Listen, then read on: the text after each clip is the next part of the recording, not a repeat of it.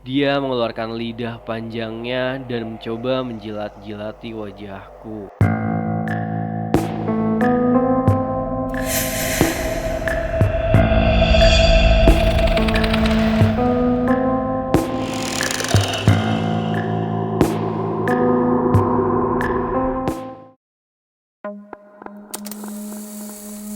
Halo guys, jumpa lagi bersama gue Andi, tentunya masih di segmen cerita mistis. Di video kali ini gue akan bawain cerita yang datang dari akun Twitternya Nai yang berjudul Santet Darah Seyup. Penasaran gimana ceritanya? Tapi ingat, jangan pernah nonton video ini sendirian karena terkadang mereka sedang ada di samping kiri kalian. Oke, langsung aja kita mulai ceritanya. Namaku Lestari, aku adalah seorang PNS yang mengajar di sekolah tingkat dasar di kotaku. Suamiku bekerja di dinas pemadam kebakaran. Aku mempunyai satu anak perempuan, usianya 16 tahun. Walaupun kehidupanku sederhana, jauh dari kata mewah, tapi hidupku bahagia. Apalagi aku mendapatkan kabar gembira dari suamiku bahwa dia telah dipromosikan oleh atasannya menjadi kepala bagian di dinas pemadam kebakaran. Akan tetapi tanpa aku tahu ternyata itulah awal bencana yang akan menimpa keluargaku. Sore itu, Assalamualaikum ma, papa pulang. Waalaikumsalam. Sebentar. Buru-buru aku ke depan membukakan pintu untuk suamiku dan mencium tangannya. Ma, alhamdulillah papa sekarang naik jabatan jadi kabak di damkar, ucapnya sambil memelukku dan meletakkan tas dan sepatunya. Wah, alhamdulillah pak, akhirnya naik jabatan. Kita harus mengadakan syukuran pak, sambutku dengan penuh semangat.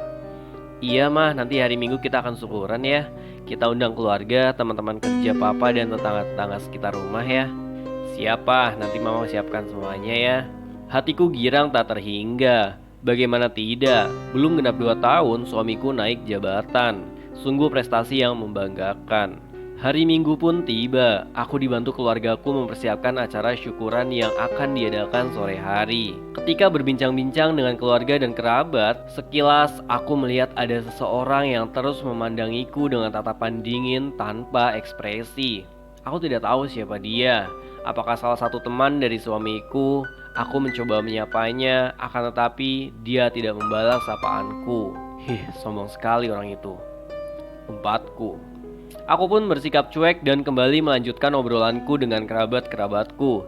Di saat aku sedang asik mengobrol, BI pembantuku menghampiriku dan berbisik. Bu, itu ada yang mau bicara sama ibu. Ujarnya, wajahnya kelihatan tegang. Hah, siapa Bi? Saya juga tidak tahu bu. Dia bilang katanya keluarga ibu dalam bahaya. Ada sesuatu yang tidak baik yang ditanam di dalam rumah ini. Apaan sih? Kenapa dia bilang begitu? Di mana orangnya? Itu bu, di belakang dekat dapur. Aku pun pergi ke belakang menemui orang itu. Kulihat ada seorang laki-laki yang sedang duduk bersila di belakang rumahku dengan beralaskan tikar. Laki-laki itu adalah orang yang tadi memandangiku ketika aku berbincang dengan keluarga dan kerabatku. Siapa dia? Kenapa dia menyuruhku untuk menemuinya secara sembunyi-sembunyi? Aku berjalan menghampirinya. Setelah tepat berada di hadapannya, aku mulai bertanya. Maaf Kang, ada perlu apa ya Kang memanggil saya ke sini? Apa Kang teman dari suami saya? Lelaki itu diam, melihatku dengan ekspresi yang sama seperti tadi. Kang, punten. Aku memanggilnya lagi. Kali ini dia mulai membuka suaranya yang parau. Teh, maaf kalau tadi saya bersikap tidak ramah. Itu karena saya melihat di belakang teteh ada sesuatu. Terus ketika teteh mendekati saya mencium bau anyir dan tahu itu apa? Ada kuntilanak yang mulai ngikutin teteh, ucapnya. Sontak aku kaget mendengarnya. Belum sempat aku menyanggah, dia menambahkan, Teh, bilang ke suami teteh ya, jangan terlalu percaya sama teman sendiri. Karena musuh itu bukan dari luar, tapi dari orang terdekat kita. Banyak-banyak ibadah dan berzikir teh, insya Allah akan diselamatkan. Seakan tak percaya, aku membantah semua perkataannya. Akang ini siapa sih? Jangan so tahu dengan kehidupan keluarga saya. Sampai saat ini alhamdulillah teman-teman dan suami saya baik-baik semua. Sekarang lebih baik akang pergi dari sini. Kalau tidak saya panggil suami saya nih. Saya tadi hanya numpang lewat ke desa ini. Ketika saya melewati rumah Teteh, saya melihat ada aura negatif berkumpul di tanah ini. Saya hanya memperingatkan Teteh saja kok. Kalau Teteh nggak percaya sama saya nggak apa-apa. Saya berpesan, jangan lupa selalu mengingat Allah, Teh. Kemudian dia pun pergi. Setelah orang itu pergi, aku terus-terusan memikirkan perkataannya. Apakah benar ada seseorang yang berniat jahat kepada keluarga kami? Kalau memang ada, tujuannya apa? Semakin dipikir semakin membuatku gila. Sudahlah, aku tidak mau terlalu memikirkan hal itu. Malamnya ketika sedang membereskan sisa-sisa syukuran tadi, tiba-tiba aku mencium bau bangkai yang sangat menyengat. Aku mencari-cari dari mana bau itu berasal. Bulu romaku bergidik ketika bau itu ada di kamarku sendiri. Segera aku panggil suamiku yang berada di teras rumah. "Pah, sini pah." Akan tetapi tidak ada jawaban dari teras. Aku memanggilnya lagi. "Pah, papa," kataku setengah teriak. Terdengar suara langkah kaki menuju kamar. "Ada apa sih, Ma?" Teriak-teriak sampai kedengaran ke rumah sebelah. Lagian, papa dipanggil-panggil gak nyaut-nyaut. "Ini loh, Pa. Papa nyium bau bangkai gak sih di sini?" Suamiku mengendus-enduskan hidungnya di sekitar kamar. Terlihat alisnya berkerut. Papa gak nyium apa-apa tuh. Ada yang salah kali dengan hidung mama. "Masa sih, Pa? Baunya nyengat banget loh ini. Apa ada tikus yang mati ya?" "Bisa jadi, papa sama sekali gak nyium bau bangkai, mah." "Tapi, Pa," belum selesai aku berbicara, dia memotong. "Sudah lama, kalau menurut mama di kamar ini bau bangkai, kita tidur di kamar tengah aja ya. Gak usah diperpanjang lagi, papa capek, pengen cepat tidur." Aku menghela nafas, kenapa hanya aku yang mencium bau itu? Kemudian malam itu aku tidur di kamar tengah. Waktu menunjukkan pukul 1:30 dini hari. Aku masih memikirkan kejadian ganjil tadi. Tak habis pikir, kenapa hanya aku yang mencium bau itu? Ketika memikirkan kejadian aneh tadi, tiba-tiba dadaku sesak seperti ada benda di atas dadaku. Tanganku yang satu mencoba untuk menepuk-nepuk punggung suamiku. Namun suamiku tak bergeming. Berteriak pun tidak bisa. Dan tiba-tiba ada kaki di atas dadaku. Mataku menatap ke atas mencari tahu siapa pemilik kaki menjijikan ini. Aku melihat wajahnya. Wajah menyeramkan. Menatapku dengan senyuman. Menyeringai. Astagfirullah. Terus-terusan aku menyebut nama Allah. Ingin aku teriak tapi suaraku hilang.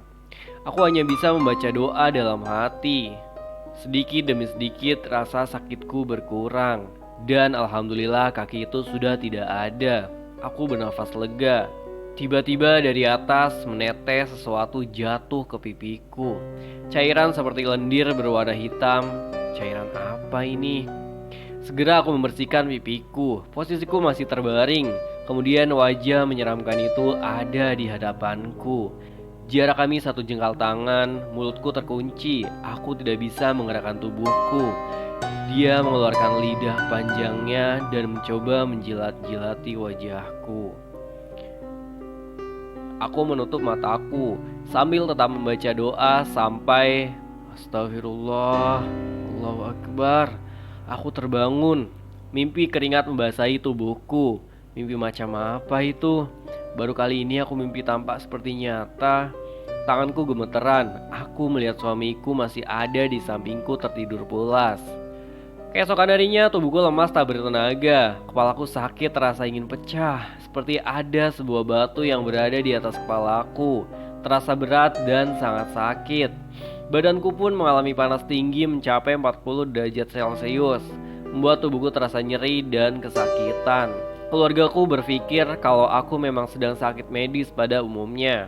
Oleh karena itu langsung membawanya ke rumah sakit dan langsung ditangani oleh dokter. Dokter menjelaskan mungkin penyebabnya karena kelelahan, pikiran psikis dan lainnya.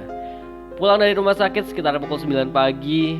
Malam harinya pukul 1 dini hari, tiba-tiba badanku panas. Aku berteriak-teriak sakit sekali. Tubuhku sangat dingin dan kepala begitu sakit. Suamiku memberikan obat yang tadi diberikan oleh dokter. Keadaannya pun lumayan membaik. Akan tetapi 3 jam kemudian badan kembali panas. Sampai pada suatu malam, aku sedang beristirahat di kamar sendiri. Suamiku ada dinas malam, jadi pulangnya besok pagi. Aku berdua dengan anakku. Aku mendengar suara wanita yang bersenandung seperti sinden. Aku betul-betul ketakutan sampai gemetar. Gimana gak gemetar? Sinden yang aku dengar itu nyanyian memanggil kuntilanak. Lalu aku mengambil Al-Quran dan membaca ayat-ayat mengusir makhluk halus. Tak berapa lama suara itu lenyap dan berganti dengan bau busuk yang menyengat ke hidung. Aduh, bau ini lagi. Apa ada tikus yang mati? Tapi baunya bukan bau bangkai tikus. Ini seperti bau mayat. Tiba-tiba ada suara di atap rumahku. Segera aku berteriak memanggil anakku yang berada di kamarnya. Mendengar teriakanku, anakku datang dengan tergopoh-gopoh. "Ma, mama kenapa?" tanyanya panik. "Mei, tolong kamu panggilkan nenek dan pamanmu ke sini sekarang ya," pintaku. Tanpa bertanya lagi, langsung dia pergi ke rumah ibuku yang tempatnya persis di sebelah rumahku. Tak berapa lama ibu dan adik lelakiku datang. Setelah ibu dan adikku datang, aku menceritakan kejadian barusan. "Bu, tadi aku mendengar suara wanita yang bersenandung. Lalu tadi aku baca Al-Quran. Tidak lama suaranya hilang. Tapi ada bau yang menyengat, Bu. Seperti bau bangkai, seperti kemarin-kemarin." Ibuku menatapku serius. "Tari, ini sepertinya ada yang tidak beres. Sebaiknya kita panggil Ustadz Husen ya untuk mencari tahu kenapa setiap hari ada kejadian-kejadian aneh yang terjadi dengan kamu." Adikku Henry ikut berbicara. "Iya teh, takutnya teteh ada yang ngikutin atau apa gitu. Soalnya dari kemarin kan ada temen Henry yang datang ke rumah. Terus dia lihat ada yang aneh sama rumah ini." "Apanya yang aneh dengan rumah ini? Kan sebelumnya juga tidak ada apa-apa di sini," kataku heran. "Henry juga tidak tahu teh, tapi teman Henry pernah bilang aura rumahnya teteh itu auranya gak bagus. Ada sesuatu di rumah ini teh."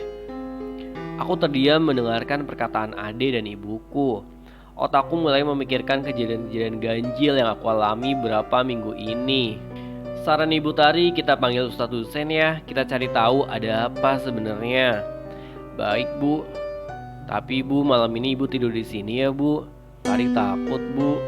Kamu ini gak malu apa sama anak kamu?" Ibuku mengejekku sambil tersenyum ke arah Melani. Kemudian Melani menjawab, "Ya elah Nek, yang namanya takut bisa terjadi sama siapa aja, mau tua maupun muda. Nanti kita tidur di ruang tengah aja ya Nek, biar rame-ramean gitu. Nek juga takut kalau tidur sendirian. Om Henry tidur juga di sini kan?" tanyanya sambil mohon-mohon kepada Henry. "Aduh, kalian ini penakut." "Baiklah, kita tidur di sini ya Bu. Ayah sama Adit yang di rumah," jawab Henry. Aku pun tidur bertiga di ruang tengah dan Henry tidur di kamar tamu. Bersyukur tidak ada yang terjadi malam itu. Sampai ketika malam berikutnya kembali aku mendengar suara nyanyian dan bau busuk di tempat yang sama di sekitar kamarku. Aku teriak-teriak memanggil suamiku. Untungnya malam itu suamiku berada di rumah. Dia sedang bersama Ustadz Husen. Mendengar teriakanku, mereka menuju ke kamarku. Aku memeluk suamiku. "Pah, aku takut. Tadi suara dan bau itu muncul lagi." Aku menangis ketakutan. Ustadz Husen paham. Lalu dia menggelar sajadah di ruang tengah. Dia meminta suamiku untuk bergabung berzikir dengannya. Sementara aku disuruh untuk masuk ke kamar anakku. Saat Ustadz dan suami lagi berzikir, aku merasakan ada yang aneh di punggung dan pernafasanku. Sakit dan sulit bernafas. Aku benar-benar ketakutan. Leher saya seperti ada yang mencekik. Anakku terlihat panik. Dia membaca ayat kursi dan ayat Al-Quran yang ia bisa. Tak ada yang saya ingat selain rasa sakit yang tak terhingga. Saya teringat tentang membaca sholawat. Spontan saya baca sholawat sehingga saya bisa berteriak, "Papa!" Mungkin karena terasa ada yang gak beres, suamiku langsung lari ke kamar. Aku menangis ketakutan dan badan penuh dengan keringat. Tak lama kemudian Ustadz Husen mengambil air dan meminumkan air yang sudah didoakan tadi. Anehnya badan terasa amat lemas dan ngantuk. Saat itu pun aku tertidur. Aku pikir gangguan itu akan berhenti, tapi ternyata salah. Gangguan kali ini lebih hebat. Sore sekitar jam 5 itu aku sedang menonton televisi berdua dengan anakku. Saat itu suamiku belum pulang. Tiba-tiba punggungku dan telingaku terasa sangat panas. Kepalaku rasanya sakit sampai aku memukul-mukul kepalaku dengan remote TV. Mataku memerah panas, bibir kering pecah-pecah dan tubuhku benar-benar kesakitan, seperti sedang ditusuk jarum. Aku berteriak kesakitan tanpa sadar aku telah menggigit bibirku sampai berdarah. Anakku Mei yang saat itu berada di sampingku terkejut melihat mulutku mengeluarkan darah. Ia pun berteriak memanggil kakek dan neneknya. Mendengar teriakan dari Mei, orang tuaku dan Henry langsung berhamburan mendatangi rumahku. Saat itu aku tertawa-tawa seperti orang gila. Ya Tuhan, setelah melihat keadaanku, ayah berkata kepada adikku, "Ayo kita panggil Ustadz Husen." Henry mengangguk lalu mengambil motor dan langsung bergegas pergi. Ibu dan anakku segera melihat keadaanku yang saat itu sedang menjilati darah dari bibirku yang luka. Tiba-tiba aku bangun dari tempat dudukku dan berjalan menuju ruang belakang. Saat itu tubuhku seperti dikendalikan oleh sesuatu. Ibu dan anakku mencoba mencegahku, tapi apa daya. Tenagaku 100 kali lebih kuat. Tanpa sadar aku membantingkan tubuh mereka. Mereka pun terjerembab ke lantai. Ibuku pingsan, anakku berlari keluar dan berteriak memanggil pertolongan. Tetangga-tetanggaku berdatangan, salah satunya adalah Pak RT. Dia bertanya kepada anakku, apa yang sedang terjadi? Anakku menceritakan semuanya. Jadi begitu. Pak RT mulai mengerti. Lalu berkata kepada warga, "Bapak-bapak, mari kita tolong Ibu Asi ya." "Lalu nak, ibumu ada di mana?" tanyanya. Anakku menjawab, "Tadi menuju belakang rumah Pak. Hati-hati Pak, ibu sepertinya kerasukan." Pak RT mengerti. Lalu dia meminta salah satu warga membantu mencariku. Di saat para warga mencariku, ayah dan adikku datang membawa Ustadz Husen bersama mereka. Ayahku kaget karena banyak sekali warga yang ada di rumahku. Ibuku yang sudah sadar menceritakan kejadiannya tadi. Bersama Ustadz Husen, ayahku menyusul Pak RT untuk mencariku. Ternyata aku ditemukan di lumbung padi belakang yang jaraknya beberapa meter dari rumahku. Saat itu aku sudah tidak sadarkan diri. Ayahku kaget karena ketika ditemukan aku bersimbah darah. Buru-buru dia mengangkatku. Ketika diangkat, bau anyir menusuk hidungnya.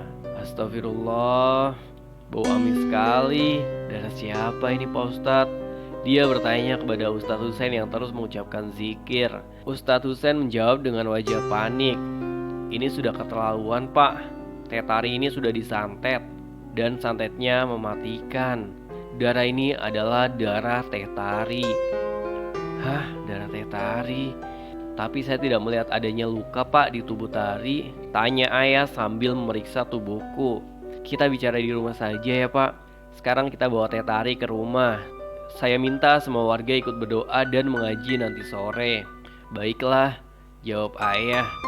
Sambil bergidik gigi, ia membopongku ke kamar dan menyuruh ibuku membersihkan tubuhku. Ketika aku dibersihkan, ibuku belum sadarkan diri. Saat itu aku benar-benar tidak tahu apa yang sedang terjadi. Ibuku panik karena darah yang keluar tidak berhenti-berhenti. Lalu ibu memakaikanku tampon agar darahnya tidak tembus keluar. Di ruang depan, ayah dan Ustadz Husen serta Pak RT berkumpul membicarakan hal yang aneh terjadi padaku. Kejadian luar nalar ini mau tidak mau menyoroti keluargaku.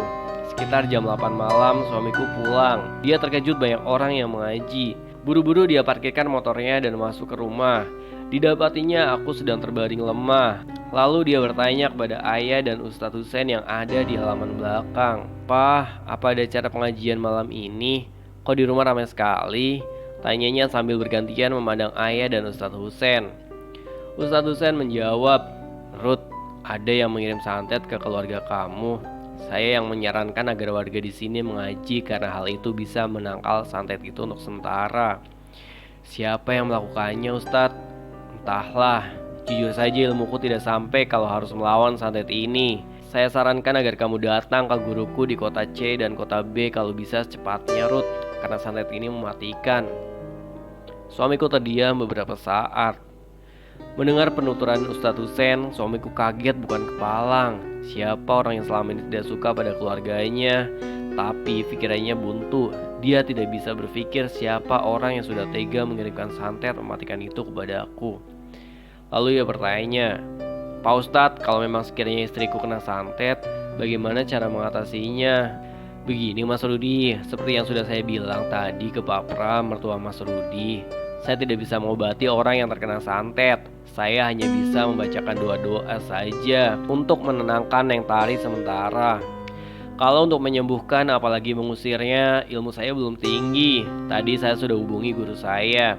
Dia akan datang ke sini 3 hari lagi. Karena saat ini beliau sedang menunaikan ibadah umroh. Jawabnya, suamiku tertunduk lesu. Setelah kejadian kesurupan kemarin, aku semakin takut jika hanya berdua dengan ibu. Bagaimana tidak, ibuku bukan lagi ibu yang aku kenal. Dia selalu menangis dan tertawa sendiri. Aku tahu kalau itu bukan ibu. Ada kejadian di mana aku melihat ibu memakan daging mentah.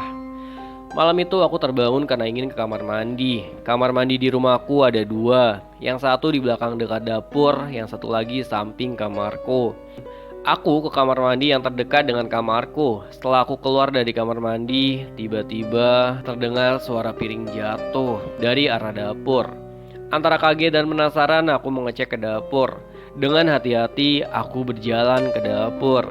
Setibanya di sana, ternyata apa yang aku lihat sungguh membuatku bergidik ngeri. Aku melihat ibu tengah jongkok memakan daging mentah yang ada di lemari es.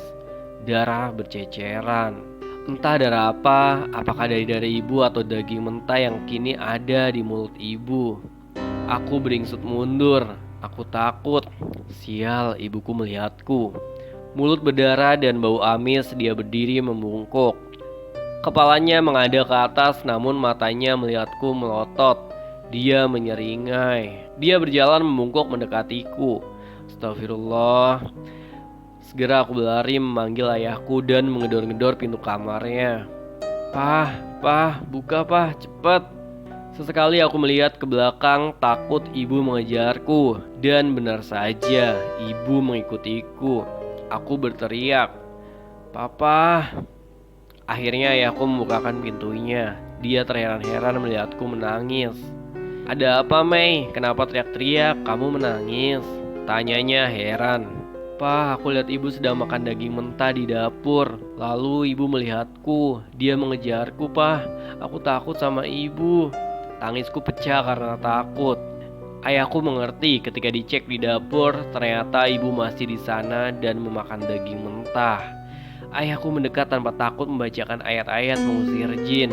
Ayah memanggilku, "Mei, ayo bantu papa bacakan doa-doa yang sudah diberikan Ustadz Hussein." Walaupun takut, aku menghampiri ayah dan ikut membacakan surat-surat yang telah diberikan Ustadz Hussein itu.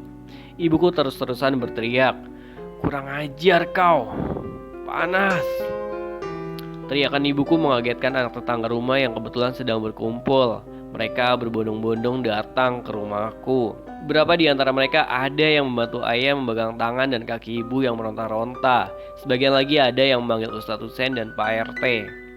Suasana malam itu tidak kondusif. Ibu terus-terusan saja berteriak merancau. Kedatangan Ustadz Hussein dan Pak RT membantu kami. Hingga akhirnya jam 2 dini hari, ibu mulai tenang. Ibu sudah mulai bisa tidur. Setelah selesai membantu kami, Ustadz Hussein, Pak RT pamit pulang. Sementara anak tetanggaku dan teman-temannya berjaga di atas rumah. Berjaga di teras rumah. Jaga-jaga kalau kejadian lagi, katanya. Hari-hari berikutnya aktivitas ibu hanyalah duduk melamun dengan tatapan kosong. Setiap selepas maghrib sampai jam 4 subuh kadang dia berteriak-teriak histeris kesurupan. Ustadz Hussein menyarankan kalau ibu harus sering berzikir, mengaji, dan jangan dibiarkan tidur sampai larut malam. Akan tetapi bagaimana beliau bisa melakukan itu sedangkan beliau sendiri dalam keadaan kotor karena terus mengeluarkan darah dari organ-organ vitalnya. Ditambah ibu sekarang jiwanya seperti kosong. Kami sekeluarga sudah membawanya ibu berobat. Akan tetapi tidak ada hasilnya. Sampai pada suatu hari Ustadz Hussein datang bersama seorang yang diketahui adalah gurunya. Beliau bernama Kiai Ja'far yang baru kembali dari beribadah umroh. Assalamualaikum, sapa Ustadz Husein dan Kiai Ja'far. Waalaikumsalam Pak Ustadz. Wah, sepertinya ada tamu nih dari jauh. Silakan masuk. Ayahku mempersilahkan mereka masuk. Tanpa basa-basi, Kiai Ja'far menanyakan keadaan ibuku. Kemudian ayah menceritakan asal muasal kenapa ibu bisa seperti itu.